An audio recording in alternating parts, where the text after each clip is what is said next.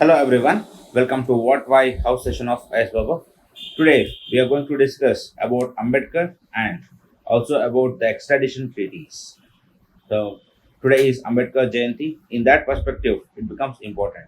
Dr. B.R. Ambedkar was born on April 14 in 1891 in Mo in Madhya Pradesh, and he was born in a Dalit Mahar family. So Mahar community he belongs to.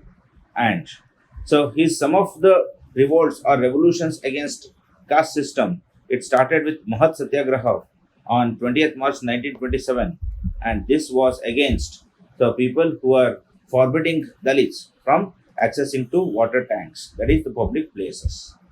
And 1924, so even before Mahat Satyagraha occurred, he had established Bahishkrit Itkarni Sabha.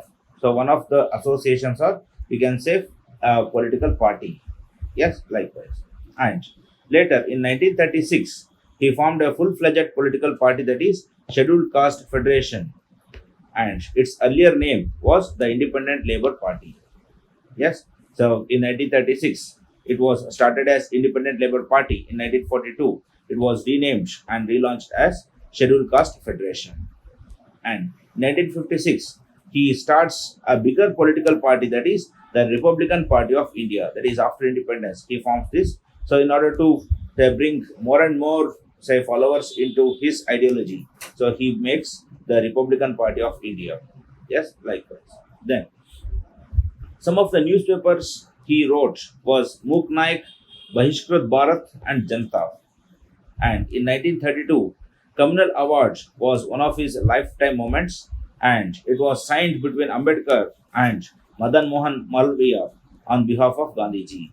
So Madan Mohan Malviya, he was signing the treaty Pune Pact on behalf of say Gandhiji. Yes. So here we need to remember that the Ambedkar he goes for the separate electorate, and then Gandhiji sits for Satyagraha, and so Ambedkar comes back. So Gandhiji and Ambedkar will discuss together, and then they will sign a Pune Pact.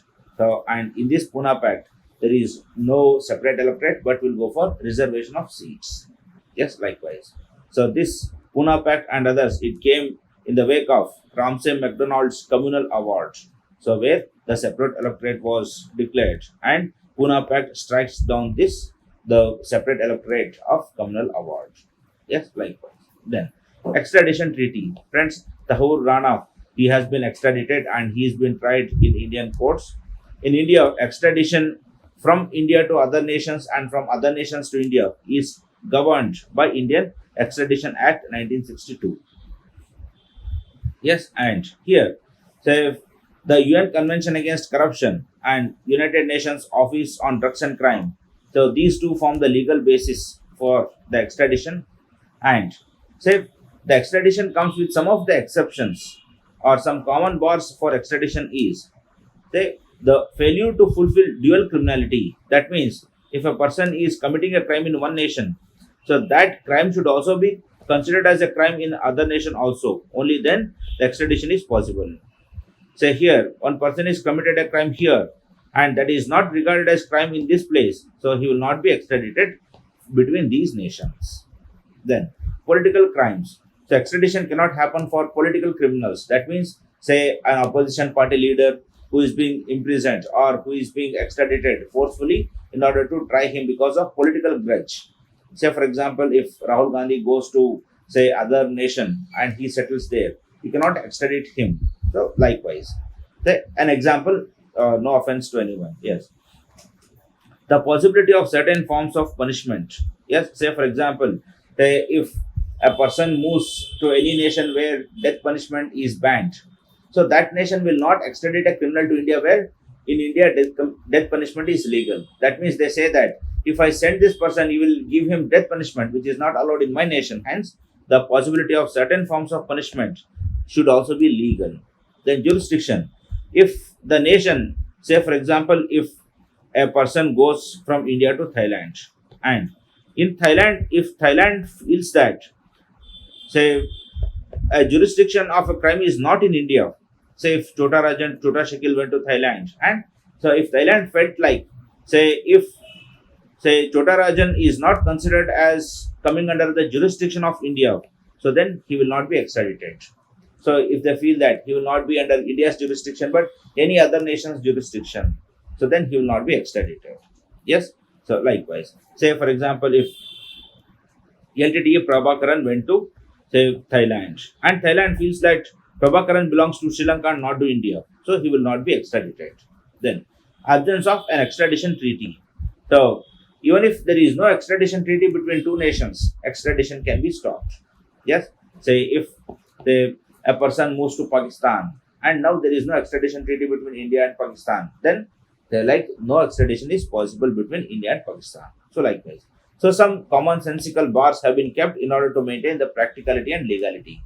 So, now we got an idea of what is extradition. Extradition means, so for beginners, it is like when a criminal in one nation, if he flies to other nation, bringing him back. So, that is extradition. Extradite means bringing the criminal back to the home place where he had committed the crime. So, many times, say Chota Shakil was extradited, and so there was some moves for extraditing Prajwal Revanna, but so it didn't happen. He came back. Likewise, so Vijay Mallya, there are efforts to extradite Vijay Mallya, but say in UK, what happens is like the UK government is feeling that Indian prisons are unsafe. So anything can happen like a death or murder or say unhygienic place. So that is why all this skepticism is being haunting UK. That is why Vijay Mallya is unable to be extradited to India. Whenever we appeal for extradition, UK gives the same reason that Indian prisons are unsafe and unclean. So it is all the defense lawyer who speaks in favor of Vijay Mallya is nothing like UK government is speaking on those lines. Yes, so it is all obviously the things go like this. In court, the winning party is that who has the more argumentative lawyer. It need not be who has justice in his side. Yes, likewise. So bit whatever it might be for us for prelims, this much facts are more than enough. Keep revising regularly.